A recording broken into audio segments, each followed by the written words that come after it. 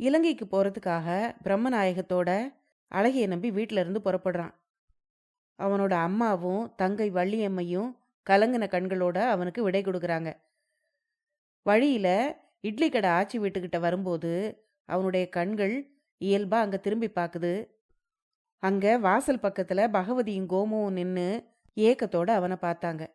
இந்த நிகழ்வோட தான் முந்தின அத்தியாயம் முடிஞ்சுது. அந்த நிகழ்வோட தொடர்ச்சியை தான் இந்த பகுதியில் கேட்க போறீங்க.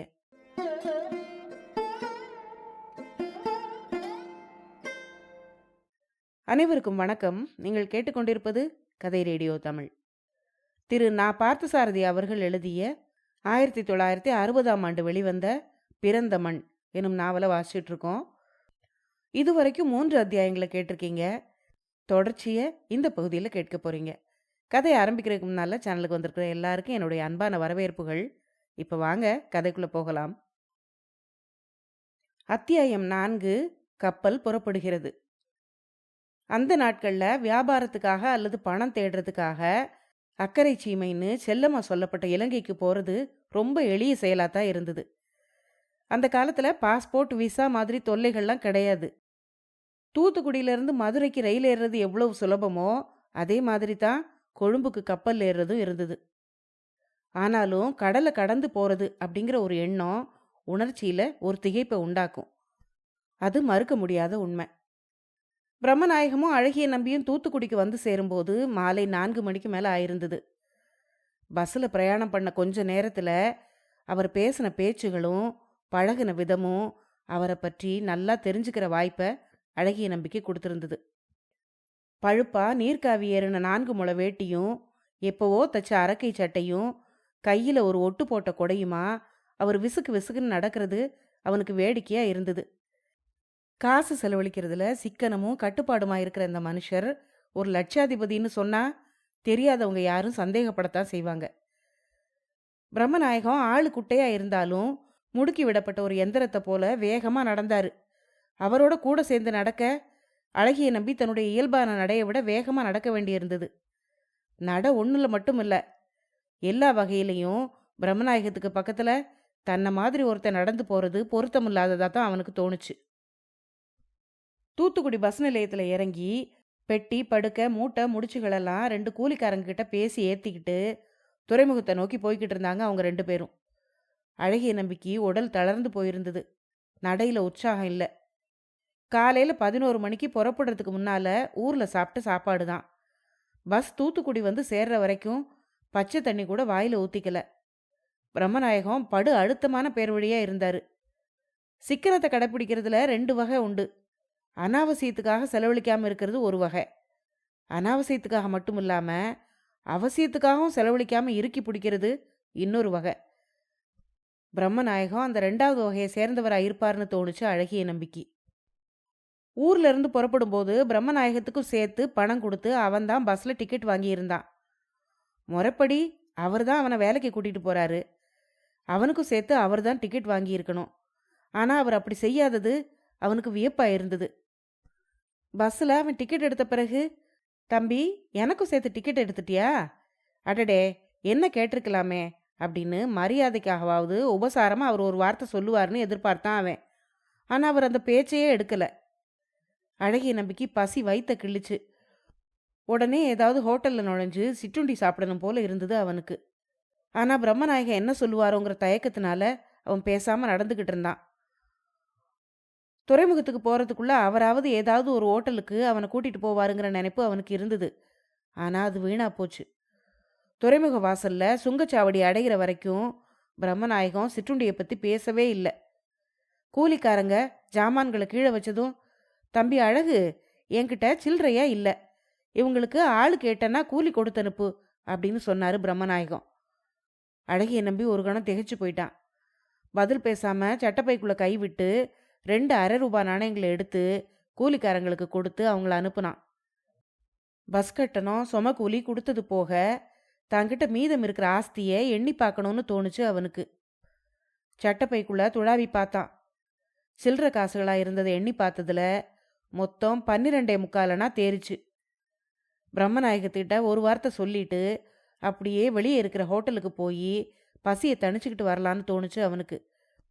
ஆனா அவரையும் கூப்பிடாம போனா நல்லா இருக்காதேன்னு தான் அவன் தயங்குனான். வாருங்க, சிற்றுண்டி சாப்பிட்டுட்டு வரலான்னு அவரை கூப்பிடலாம். ஆனா கூப்பிட்டா அவர் என்ன நினைப்பாரோன்னு பயமாவும் இருந்தது.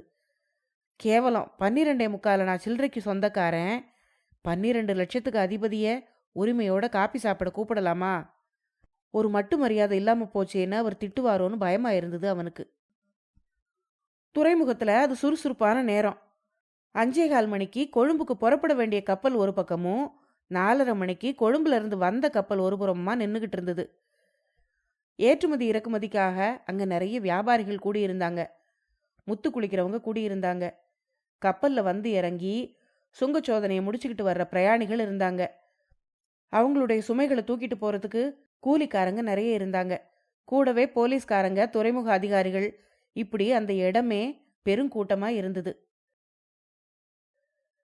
அழகிய நம்பி அங்க ஒரு ஓரத்துல நின்னுக்கிட்டு கடலோட நீல நெடும்பரப்பையும், அதுக்கு இந்த பக்கம் வெண்மையா கரையிட்டது மாதிரி விளங்குற மணல் வெளியையும் ஒரு குழந்தை புதிய விளையாட்டு பொம்மைகளை பார்க்குற மாதிரி ஆர்வத்தோட பார்த்தான். கடற்கரை பகுதிகளை அவன் அதுக்கு முன்னால அதிகமா பார்த்ததில்ல. அவனுக்கு 2 வயசு அல்லது 3 வயசு இருக்கும்போது முடி இறக்கிறதுக்காக அவனை திருச்செந்தூருக்கு கூட்டிட்டு போயிருக்காங்களாம். அவங்க அம்மா அடிக்கடி சொல்லுவா.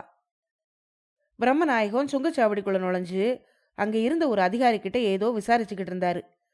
கொஞ்ச நேரத்துல திரும்பி வெளியே வந்து, தம்பி, கப்பல்ல இருந்து வந்து இறங்குனவங்கள தான் முதல்ல சோதனை செஞ்சு அனுப்புவாங்களாம். அதுக்கு பிறகுதான் உள்ள போற நம்ம மாதிரி பிரயாணிகளை சோதனை பண்ணுவாங்களாம். அதனால நீ இங்கேயே ஒரு ஓரத்துல நின்னுக்கிட்டு, நான் பக்கத்துல ஒரு இடத்துக்கு போயிட்டு வந்துடுறேன் அப்படின்னு சொல்லிட்டு புறப்பட்டாரு.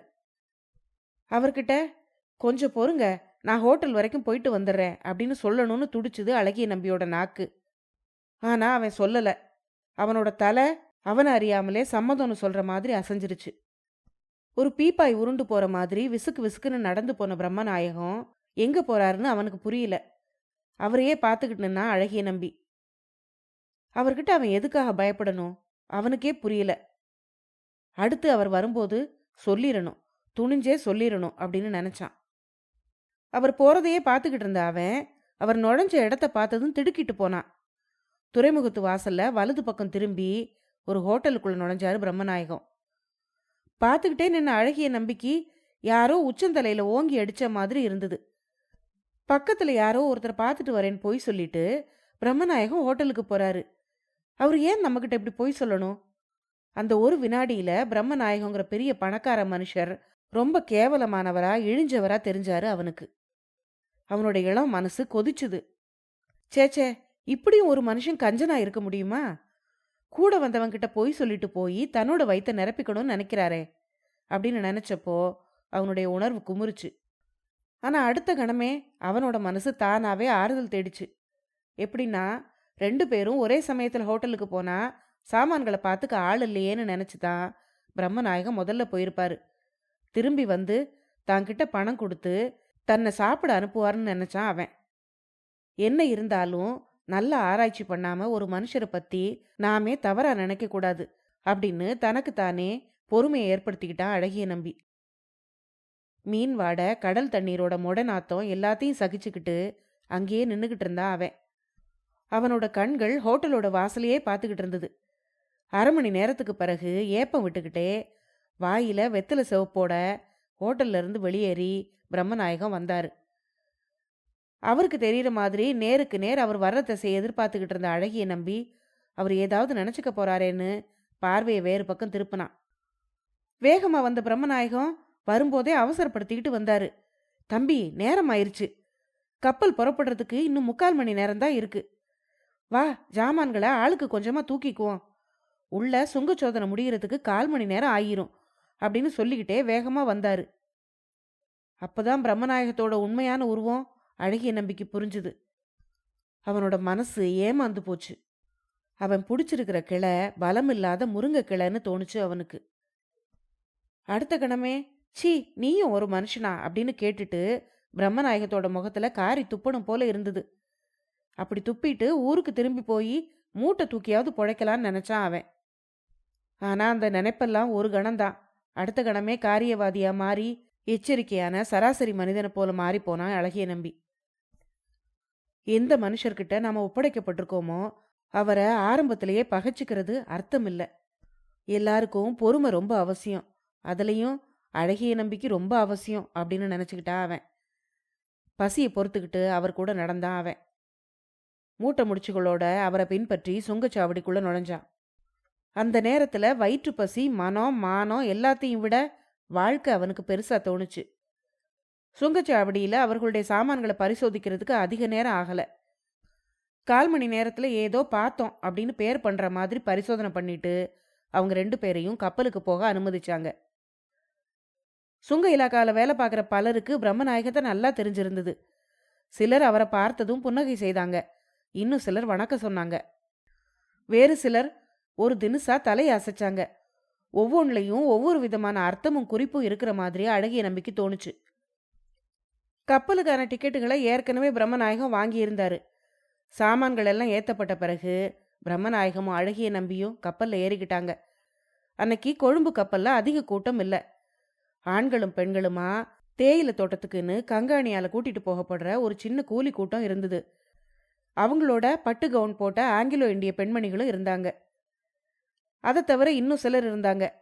எல்லாரையும் சேர்த்து பார்த்தாலும் மொத்தம் 20-22 பேருக்கு மேலே இருக்காது. கப்பல் புறப்படுறதுக்கு முன்னால கப்பலுக்குள்ளேயே இருந்த சிற்றுண்டி சாலைக்கு போய் சாப்பிட்டுட்டு வந்தான் அழகிய நம்பி. சட்டப்பையில் இருந்த 12:45 இப்போ 4:45 குறைஞ்சிருந்தது. மணி 5 அடிச்சு 10 நிமிஷம் ஆச்சு. கப்பல் புறப்படுறதுக்கான முதல் மணியை அடிச்சாங்க. கப்பல்ல இருந்து சங்கு ஒலிச்சுது. வழி அனுப்புறதுக்காக வந்திருந்தவங்க ஒவ்வொருத்தரா கீழே இறங்க ஆரம்பிச்சாங்க. கப்பலோட நங்கூரம் அவிழ்க்கப்பட்டு கப்பல் கடல்ல நகர ஆரம்பிச்சுது. அழகிய நம்பி கரை பக்கமா பார்த்துக்கிட்டு இருந்தான். அவனோட பிறந்த மண் கொஞ்சம் கொஞ்சமா பின்னுக்கு நகர்ந்து போய்கிட்டு இருந்தது. அத்தியாயம் 5. 5 உள்ளங்கள். அழகிய நம்பி தூத்துக்குடியில பிரம்மநாயகத்தோட கப்பல் ஏறின அதே நாள் ராத்திரி அவனோட ஊர்ல 5 உள்ளங்கள் அவனை பத்தியே சிந்திச்சுக்கிட்டு இருந்தது. அந்த 5 பேரோட சிந்தனைகளும் 5 விதமா வேறுபட்ட தனித்தனி கோணங்கள்ல அமைஞ்சிருந்தது. அழகிய நம்பியோட வீட்டில் அவனை 10 மாசம் சுமந்து பெத்த தாய் கோரப்பாயில உறக்கம் வராம புரண்டுகிட்டு இருந்தா. அவளோட மனசுல தான் எத்தனை எத்தனை விதமான எண்ணங்கள் கனவுகள் முந்திக்கிட்டு இருந்தது தெரியுமா? குறிஞ்சியூர், அதுதான் அந்த ஊரோட பேரு. அந்த மண்ணுல காலடி வச்சு அந்த அம்மாளோட வாழ்க்கை 40க்கும் மேற்பட்ட வருஷங்களை கழிச்சிருச்சு. அவளோட பிறந்த மண்ணு திருநெல்வேலி தான். ஆனா பிறந்த வீட்டு வகையில உறவினர்கள்னு சொல்லிக்கிற மாதிரி அங்க யாரும் கிடையாது. கணவனுக்கு முன்னால சுமங்கலியா தான் போய் சேர்ந்துடணும்னு அவன் மனசுல நினைச்சுக்கிட்டு இருந்தா. ஆனா கணவன் அவளை முந்திக்கிட்டு போயிட்டான். வயசு வந்த பொண்ணும் பிள்ளையுமா அவளுக்கு 2 பேர் இருந்தாங்க. குடும்பத்துல சக்திக்கு மீறின கடனையும் அவளோட பொறுப்புல வச்சுட்டு போயிருந்தான் அவளோட கணவன். அவளோட கணவன் இறந்து போனதும் அழகிய நம்பியோட படிப்பு அரைகுறையா நின்னு போயிருச்சு. ஒரு வேலையும் இல்லாம ஊரோட வீட்டு தண்ணியில உட்காந்துக்கிட்டு இருந்தா முடியுமா? கல்யாணத்துக்காக ஒரு பொண்ணு காத்துக்கிட்டு இருக்கா. அடைக்க வேண்டிய கடன்களுக்கும் குறைவில்லை. நல்ல வேளையா பிரம்மநாயகம் வந்து சேர்ந்தாரு. அவரோட அக்கறை சீமைக்கு அனுப்பியாச்சு. இன்னும் சில வருஷங்களுக்கு அவன் முகத்தை கூட பார்க்க முடியாது. நானும் இந்த பொண்ணும் எப்படித்தான் தனியா காலம் தள்ள போறோமோ. சும்மாவே உட்கார்ந்துகிட்டு இருந்தாலும் வீட்டுக்கு ஆண் புள்ள ஒரு அழகுதான்.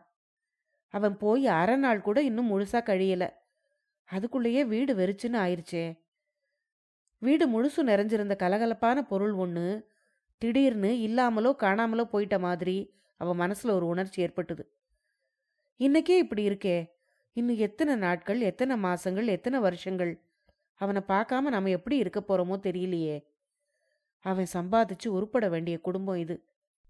இந்த பொண்ணு வள்ளியம்மைய ஏதாவது நல்ல இடமா பார்த்து கட்டி கொடுக்கணும். நமக்கும் வயசாயிருச்சு. அழகிய நம்பி 4-5 வருஷம் அக்கறை சீமையில ஓடி ஆடி 4 காசு சேர்த்துக்கிட்டு திரும்பினாதான் கடனை தீர்த்துட்டு இந்த கல்யாணங்களையும் முடிக்கலாம். அதுக்கப்புறம்தான் இந்த குடும்பம் ஒரு வழிக்கு வரும். அதுக்கப்புறம்தான் எனக்கு நிம்மதியும் வரும். எல்லாத்துக்கும் அழகிய நம்பியை நம்பித்தான் நான் இருக்கேன்.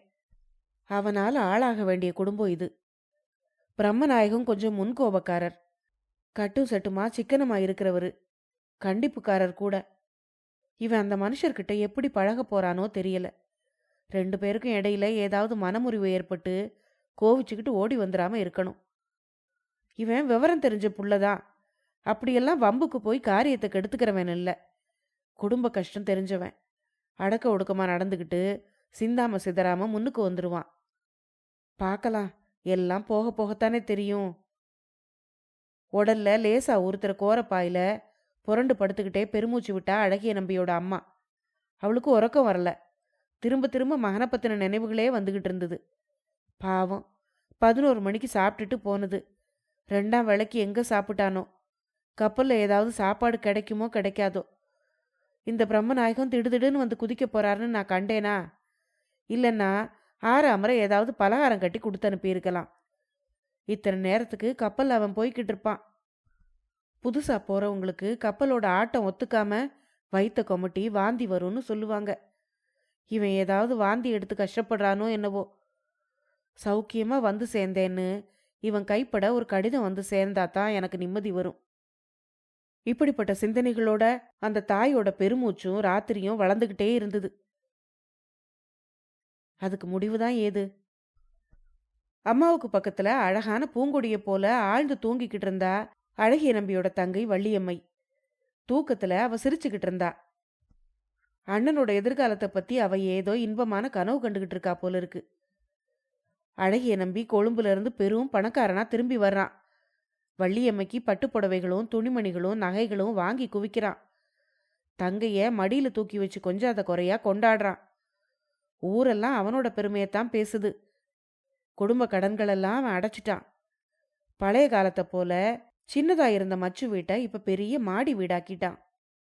ஒத்தியிலையும் ஈட்லையும் இருந்த பழைய நிலங்களெல்லாம் காசு கொடுத்து மீட்டுட்டான். குறிஞ்சியூர்ல அவனுக்கு தனிப்பட்ட செல்வாக்கும் மரியாதையும் இருக்கு. கொழும்பு ஐயா வீடு அப்படின்னு அவங்க வீட்டை பார்த்து மற்றவங்க எல்லாம் சொல்றாங்க. தங்கை வள்ளியம்மையோட கல்யாணத்துக்காக அந்த வட்டாரத்திலேயே பெரிய பணக்கார மாப்பிள்ளைய அவன் பார்க்கறான். இப்படி என்னென்னவோ இன்பமான கனவுகள்ல ஆழ்ந்து உறங்கிக்கிட்டு இருந்தா வள்ளியம்மை. உறக்கம் வராத தாய், உறங்கிக்கிட்டே கனவு காண்ற மக, 2 பேருக்கும் 2 பேருடைய நினைவுகளுக்கும் இடையில தான் எவ்வளவு வேற்றுமைகள். அதே சமயத்துல அதே குறிஞ்சியூர்ல தெருக்கோடியில இருந்த ஒரு வீட்டுல 3 மனசுகள் அழகிய நம்பியை பத்தி தான் நினைச்சுக்கிட்டு இருந்தது. காந்திமதி ஆட்சியோட இட்லி கடை தாழ்வாரத்துல பூவரச மரத்து காத்து சுகமா முன்பக்கத்துல இருந்து வீசிக்கிட்டு இருந்தது. மறுநாள் காலையில வியாபாரத்துக்காக மாவு அரைச்சு மூடி வச்சுட்டு 10 பாத்திரங்களை கழுவி சுத்தம் பண்ணி வச்சுட்டு படுக்கிறதுக்காக படுக்கையை விரிச்சாங்க. ஆனா ஒருத்தரும் இன்னும் தூங்கல, தூக்கமும் வரல. அழகிய நம்பி மாமா இந்நேரத்துக்கு எங்க போயிட்டு இருப்பாரோ? தூத்துக்குடியிலிருந்து கப்பல் புறப்பட்டு இருக்கும் இல்லையா அப்படின்னு சின்ன பொண்ணு கோமு மெதுவா கேள்வி எழுப்புனா. அதை கேட்ட காந்திமதி ஆச்சி, தூத்துக்குடியிலிருந்து கொழும்புக்கு போற கப்பல் சாயங்காலம் தான் புறப்படும்னு சொல்லுவாங்க. அழகிய நம்பி இந்நேரத்துக்கு நடுக்கடல்ல கப்பல்ல போய்கிட்டு இருப்பான். அந்த காலத்துலலாம் கடலை தாண்டி கப்பல்ல ஊருக்கு போகவே விடமாட்டாங்க. ஆனா இப்பெல்லாம் அதை யாரும் நம்புறதில்ல. வயிற்றுப்பாட்டுக்கு அப்புறம் தானே பாவம் புண்ணியமெல்லாம் அப்படின்னு கோமுவோட கேள்விக்கு சம்பந்தத்தோடையும் சம்பந்தம் இல்லாமலும் பதில் சொன்னா காந்திமதியாச்சு. அந்த மாமா எதுக்குமா இந்த ஊரை விட்டு கொழும்புக்கு போறாரு அப்படின்னு கோமு 2வது கேள்வியே கேட்டா. அம்மாவும் தங்கச்சியும் பேசிக்கிறத பகவதி கவனமா கேட்டுக்கிட்டு இருந்தா. கோமுவோட சின்ன பிள்ளைத்தனமான கேள்வியை கேட்டு காந்திமதியாச்சி சிரிச்சா. எதுக்காக இருக்கும்? எல்லாரும் எதுக்காக வெளியூருக்கு போவாங்களோ அதுக்காகத்தான் மாமாவும் போறாரு. அங்க போய் பணம் சேர்த்துட்டு வர்றதுக்காகத்தான் போறாரு அப்படின்னு சிரிச்சுக்கிட்டே வேடிக்கையா சொன்னா அவ. அப்போ பகவதி அவங்க அம்மா கிட்ட, ஏம்மா அங்கெல்லாம் நம்ம ஆட்கள் நிறைய பேர் இருக்காங்களா இல்லையா அப்படின்னு கேட்டா.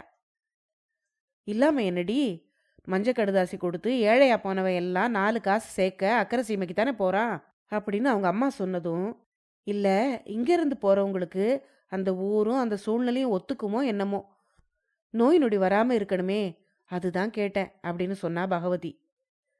அதுக்கு அவங்க அம்மா, பகவதி நேரமாகுது, காலையில எழுந்திருச்சு வேலையெல்லாம் செய்யணும், அதனால சீக்கிரம் தூங்குமா அப்படின்னு சொன்னான்.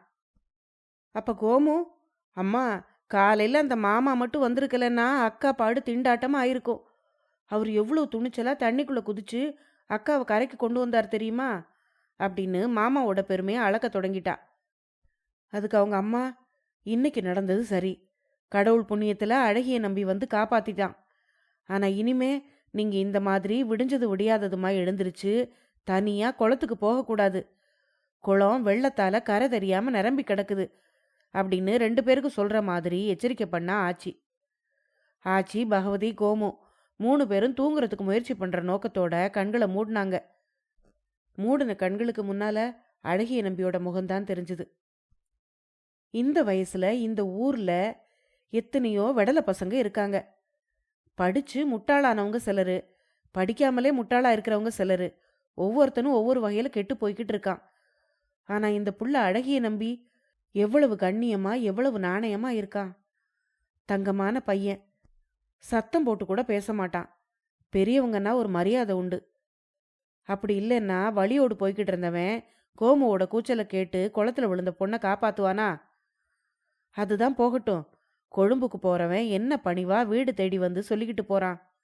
நல்ல வினயமான புள்ள, குணமுள்ள புள்ள. இந்த வயசுலயே குடும்பத்தோட பொறுப்புகளையும் கடன் சுமையையும் ஏத்துக்க வேண்டி வந்துருச்சு. எப்படியோ பொழைச்சு முன்னுக்கு வரட்டும். நல்ல பையன், எங்க போனாலும் பொழைச்சுக்குவான். இப்படித்தான் காந்திமதி ஆச்சி நினைச்சுக்கிட்டா. கோமுவோட மனசுல வேற விதமான நினைவுகள் ஓடிக்கிட்டு இருந்தது. அந்த மாமா எவ்வளவு வேகமா தண்ணிக்குள்ள பாஞ்சாரு, எவ்வளவு அனாயாசமா நீந்தி அக்காவை கரைக்கு கூட்டிட்டு வந்தாரு. அக்காவை தூக்கிக்கிட்டு கரகம் ஆடுறது மாதிரி கரகரன்னு சுழற்றி அக்கா குடிச்சிருந்த தண்ணீரெல்லாம் வெளியேத்தினாரே, அது எவ்வளோ சாமர்த்தியமான காரியம். ஆச்சி, ஒரு காலத்துல கொழும்புல இருந்து நிறைய சம்பாதிச்சுக்கிட்டு ஊருக்கு வந்தா உங்க பொண்ணு கோமுவை தான் கட்டிக்க போறேன் அப்படின்னு அழகிய நம்பி வேடிக்கையா சொன்ன வார்த்தைகள் கோமுவோட பிஞ்சு மனசுல ஆழமா பதிஞ்சிருச்சு. அது விளையாட்டுத்தனமா சிரிக்கிறதுக்காக சொன்ன வார்த்தைகள்னு அவ நினைக்கல. உணர்ச்சிகள் மலராத, காரண காரியங்களை தொடர்பு படுத்தி சிந்திக்க தெரியாத அந்த சின்ன மனசு அந்த வார்த்தைகள்ல எதையோ தேட தொடங்கி இருந்தது. அதே சமயத்துல நீர்ல இருந்து கரையில் இழுத்து போட்ட மீனை போல துடிச்சுக்கிட்டு இருந்தா பகவதி. அவளுக்கு தூக்கம் வரல. அம்மாவும் தங்கச்சியும் அழகிய நம்பியை பத்தி பேச்ச ஆரம்பிச்சப்போ அவளும் தான் மனசுல இருக்கிறதெல்லாம் கொட்டி தீத்திரணுங்கிற மாதிரி ஒரு ஆசை அவ மனசுக்குள்ள எழுந்தது. ஆனா அவளோட வயசுக்கு அவ அப்படி பேசிட முடியுமா? அவ கல்யாணமாகாத வயசு பொண்ணு. கல்யாணமாகாத வயசு பையனை பத்தி எத்தனையோ சுவையுள்ள நினைவுகளை நினைச்சு பார்க்க முடியும். பக்கத்துல இருக்கிறது தாயும் தங்கையும் தானாலும் 100 வார்த்தை பேசினா அதுல ஒரு வார்த்தையாவது அவளுடைய மனசை காட்டி கொடுக்காம போயிடாது. அதனால பகவதி எதையும் பேசல. பேச வேண்டியதெல்லாம் சேர்ந்து நினைச்சா, கொள்ள கொள்ளையா நினைச்சா. அந்த நினைவு ஏற்பட்டப்போ அழகிய நம்பியோட கைப்பட்ட இடமெல்லாம் புல்லரிக்கிற மாதிரி இருந்தது அவளுக்கு. அவனோட கம்பீரமான தோற்றம், சிரிப்பு, கொஞ்சிற கண்கள், அறிவு திகழ்ற நீண்ட முகம் எல்லாம் பகவதியோட மனசுல சித்திரமா பதிஞ்சுது. இன்னைக்கு போயிருக்க வேண்டிய உயிரை அவன் காப்பாத்தி இருக்கான். அவனால இப்ப அவ இருக்கா. அவனால மட்டுமில்லாம அவனுக்காகவும் இருக்கணும்னு அவளோட மனசு சொல்லுச்சு. அழகிய நம்பி திரும்பி வர்றதுக்கு எத்தனை வருஷங்கள் ஆகுமோ, அது வரைக்கும் அவளோட மனசு அதையெல்லாம் அவ என்ன செய்ய முடியும்? இந்த நீண்ட இரவு பொழுது மட்டும் இல்லாம திரும்ப அவனுடைய சிரிச்ச முகத்தை பார்க்குற வரைக்கும் அவனையே அவ நினச்சிக்கிட்டு இருப்பா. இட்லி கடை காந்திமதி ஆச்சியோட பொண்ணுங்கிறதுக்காக உள்ளம், உணர்ச்சி, நம்பிக்கை இதெல்லாம் அவளுக்கு இல்லாம போயிடலையே. பகவதிக்கு தூக்கம் வரல. தாயும் தங்கையும் நல்லா கொரட்டை விட்டு தூங்க தொடங்கி இருந்தாங்க. அவளுக்கு கண்ணும் மூடல, மனசும் மூடல, நினைவுகளும் மூடல. ஒரு பெரிய கப்பல் நீலக்கடல்ல மிதந்துகிட்டு இருக்கு. அதுக்குள்ள பிரயாணம் பண்ற அழகிய நம்பியோட முகத்தை கற்பனை பண்ணி பார்க்க முயற்சி பண்ணா அவ. அத்தியாயம் 6, உணர்வின் அலைகள். கருப்பு விரிப்புல கை தவறி சிந்திர மல்லிகை பூக்களை போல வானம் முழுக்க நட்சத்திரங்கள் பரவி கிடந்தது. அலைகளோட ஓசை, கப்பல் போகும்போது ஏற்படுற ஒலி, இந்த ரெண்டும் சேர்ந்து அழகிய நம்பியோட மனசுல ஒரு விதமான கிளர்ச்சியை உண்டு பண்ணுச்சு. அந்த ஆழ்கடலோட பேரலைகளை போல அவனுடைய மனசுல ஏராளமான நினைவுகள் மோதிக்கிட்டு இருந்தது. நடந்தது, நடக்கிறது, நடக்க வேண்டியது எல்லாத்த பத்தியும் அவனுடைய மனசு யோசிச்சுக்கிட்டு இருந்தது. அந்த சின்ன கப்பல் பிரயாணிகளையும் ஏற்றுமதி சரக்குகளையும் மட்டும் ஏற்றிட்டு போறதா அவனுக்கு தோணல. தனக்கே தெரியாத தன்னோட எதிர்காலத்தை நோக்கி தன்னை இழுத்துக்கிட்டு போற மாதிரி தோணுச்சு அவனுக்கு. பிரம்மநாயகம் உட்கார்ந்திருந்த இடத்த திரும்பி பார்த்தான் அவன். கப்பலோட ஆட்டத்தை சகிச்சுக்க முடியாம சோர்ந்து போய் படுத்திருந்தாரு அவரு. மேல்தளத்துல இருந்த பிரயாணிகள்ல பெரும்பான்மையானவங்க அதே நிலையில தான் இருந்தாங்க. அவனோடு பிரயாணம் பண்ண ஆங்கிலோ இந்திய பெண்கள் 2 பேரும் அவனை மாதிரியே மேல்தளத்துல கிராதிக்கு பக்கத்துல நின்னுக்கிட்டு கடல் காட்சியை ரசிச்சுக்கிட்டு இருந்தாங்க. அவன் பார்த்துக்கிட்டு இருக்கும்போதே அந்த 2 பெண்களும் அவன் பக்கத்துல வந்து சரமாரியா ஆங்கிலத்துல கேள்வி கேட்க ஆரம்பிச்சாங்க. அழகிய நம்பியும் சிரிச்சுக்கிட்டே அவங்களுடைய ஒவ்வொரு கேள்விக்கும் பதில் சொன்னான். நீங்க இலங்கையை சுத்தி பார்த்துட்டு வர போறீங்களா அப்படின்னு தான் அவங்க முதல் கேள்வி கேட்டாங்க. அவங்களுக்கு என்ன பதில் சொல்றதுன்னு சிந்திச்சான். சொற்களை முந்திக்கிட்டு அவனுக்கு சிரிப்பு தான் வந்தது. நான் ஊர் சுத்தி பார்க்க போகல, பொழைப்புக்காக வேலை தேடி போறேன். சில வருஷங்கள் தொடர்ந்து நான் இலங்கையில தான் இருக்க வேண்டி வரும் அப்படின்னு ஆங்கிலத்திலேயே அவங்களுக்கு மறுமொழி சொன்னான். அதுக்கு மேலேயும் அவங்களுடைய உரையாடல் தொடர்ந்தது. அவனை பத்தின விஷயங்களை அவங்க கேட்டாங்க. சின்ன சின்ன கேள்விகளுக்கு அழகிய நம்பி சொன்ன பதில்ல இருந்தே அவனுடைய வாழ்க்கை சுருக்கத்தை அவங்க ஓரளவு தெரிஞ்சுக்கிட்டாங்க. அவனாவது அவங்க கேட்டு பதில் சொன்னான். ஆனா அந்த பெண்களோ அவன் கேட்கணும்னு காத்திருக்காமலே தங்களை பற்றின விஷயங்களை அவங்கிட்ட சொல்ல ஆரம்பிச்சிட்டாங்க. அந்த பெண்கள் 2 பேரும் உடன் பிறந்த சகோதரிகள். அவங்கள பெரியவ பேரு லில்லி, இளையவ பேரு மேரி. அவங்களுடைய தகப்பனார் இலங்கையில ராணுவ இலாக்காவில் பெரிய பதவி வகிச்சுக்கிட்டு இருந்தாரு. லில்லி கல்லூரி படிப்பை முடிச்சுட்டு ஒரு அலுவலகத்துல வேலை பார்க்கறா. மேரி இன்னும் படிப்பை முடிக்கல, ராயல் கல்லூரியில் படிச்சுக்கிட்டு இருக்கா.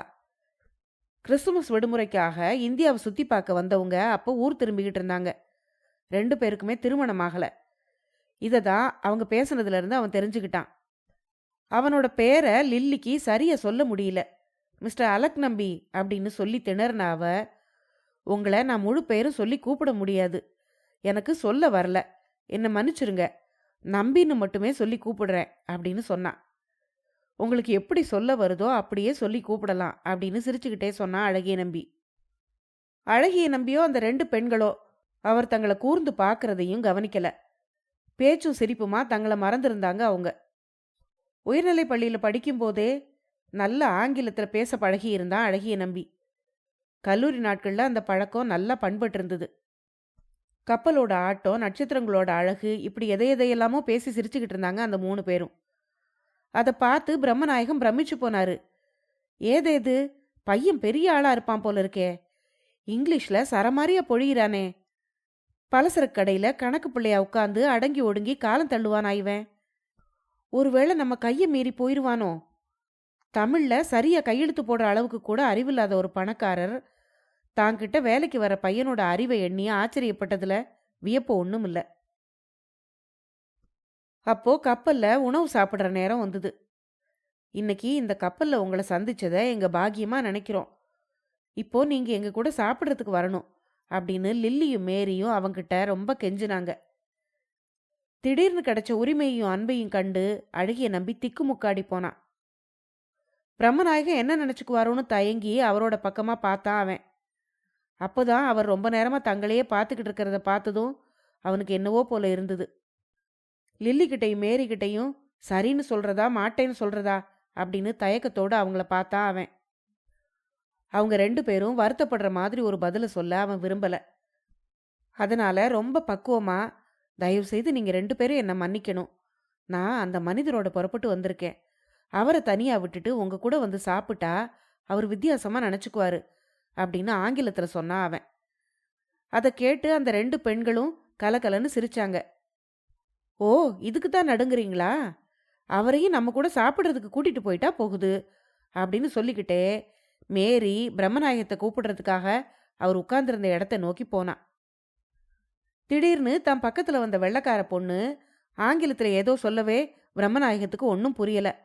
பறக்க பறக்க முழிச்சாரு, அர்த்தம் இல்லாம சிரிச்சாரு.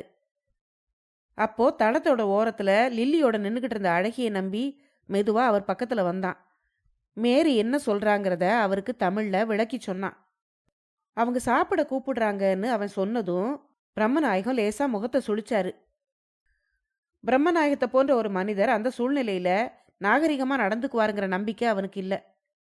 அவன் நினைச்ச மாதிரியே அவர் பதில் பேசினாரு. தம்பி, இந்த மாதிரி பழக்க வழக்கமெல்லாம் இப்ப வேண்டாம். வெள்ளைக்கார பொம்பளை பிள்ளைங்க இப்படித்தான் சிரிச்சு சிரிச்சு பேசியே ஆளை மயக்குவாங்க, கடைசியில கூடி கெட்டு போகும் அப்படின்னு சொன்னாரு பிரம்மநாயகம். நல்ல வேளை பிரம்மநாயகம் தமிழ்ல தான் இப்படி சொன்னாரு. லில்லிக்கு மேரிக்கு தமிழ் தெரியாதே அப்படின்னு நினைச்சு சந்தோஷப்பட்டான் அழகிய நம்பி. அவன் பிரம்மநாயகத்துக்கிட்ட, அதெல்லாம் ஒன்றும் இல்லை. சும்மா பொழுது போகிறதுக்காகத்தான் அவங்க கிட்ட கொஞ்ச நேரம் நான் பேசிக்கிட்டு இருந்தேன். ஒரு மரியாதைக்காக நம்மையும் சேர்த்து சாப்பிட கூப்பிடுறாங்க அவங்க. நீங்க தப்பா நினைச்சுக்க கூடாது அப்படின்னு பணிவான குரல்ல பிரம்மநாயகத்துக்கு பதில் சொன்னான் அவன்.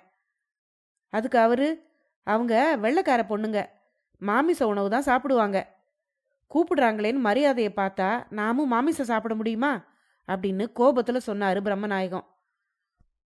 உடனே அழகிய நம்பிக்கும் அந்த சந்தேகம் உண்டாச்சு. உடனே அவன் பக்கத்துல நின்ன மேரி கிட்ட, மேரி, எனக்கு ஒரு சின்ன சந்தேகம். நாங்க காய்கறி உணவு தான் சாப்பிடுவோம். உங்க கூட சாப்பிட்றதுன்னா அப்படின்னு சொல்ல வந்ததை அரைகுறையா சொல்லிட்டு கேள்வியோட அவளுடைய முகத்தை பார்த்தான். அதை கேட்ட மேரி, ஓ, அந்த சந்தேகம் உங்களுக்கு தேவையில்லை. நாங்க இப்ப சாப்பிட போறதும் உங்களுக்கு கொடுக்க போறதும் சைவ சாப்பாடு தான். ரொட்டி, பழங்கள், வெண்ணெய், தேநீர். இதை சாப்பிட்றதுக்கு நீங்க மறுக்க மாட்டீங்க இல்லையா அப்படின்னு கேட்டா மேரி. உணவை பற்றி அவ சொன்னதை அப்படியே தமிழ்ல மொழிபெயர்த்து பிரம்மநாயகத்துக்கிட்ட சொன்னான் அவன். அதை கேட்டு அவரு, பரவாயில்ல தம்பி, நீ வேணும்னா போய் சாப்பிடு. எனக்கு சோறு சாப்பிட்டு பழக்கமாயிருச்சு. இந்த நேரத்துக்கு ரொட்டி எல்லாம் சாப்பிட்டு எனக்கு வயிறு நிறையாது. வற்புறுத்தி கூப்பிடுறாங்களே, மாட்டேன்னு சொல்ல வேண்டாம், நீ மட்டும் போயிட்டு வா அப்படின்னு சொன்னாரு பிரம்மநாயகம். அதுக்கு மேல அவரை கட்டாயப்படுத்தி பயன் இல்லைன்னு அழகிய நம்பிக்கை தோணுச்சு. அதனால மேரியோட தான் மட்டும் போனான். அவர் வர விரும்பலன்னு சுருக்கமா மேரி கிட்ட சொன்னான். வலப்புறம் லில்லியும் இடப்புறம் மேரியுமா நடுவுல அவன் நடந்து போனத அந்த கப்பல்ல இருந்த அத்தனை பேருடைய கண்களும் வச்ச வழி வாங்காம பார்த்துக்கிட்டு இருந்தது. அத்தியாயம் 6 முடிவடைந்தது. அடுத்த பகுதியில் அடுத்து வரும் அத்தியாயங்களை கேட்கலாம். நன்றி.